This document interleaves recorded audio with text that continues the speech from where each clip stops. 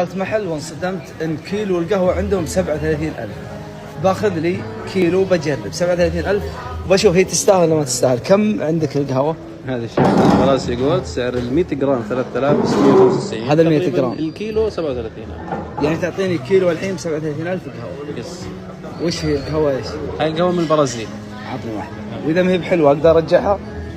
ابشر لك نرجع لك اياها بس اكيد راح تعجبك. طيب راجع خلنا نشوف. تفضل.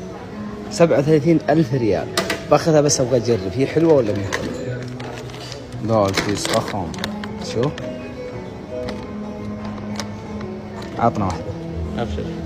عندهم انواع القهاوي وانواع الدول متفاوتة الاسعار، الصين، فيتنام، رواندا، كل شيء، لكن البرازيل 37,000 ريال. اخذنا القهوة برازيلي فرنسي جولد.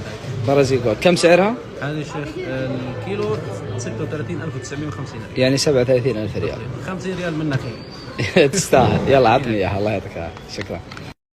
الله يعطيك العافية حبيبنا. 50 ريال إلي ها؟ 50 ريال لك. تم.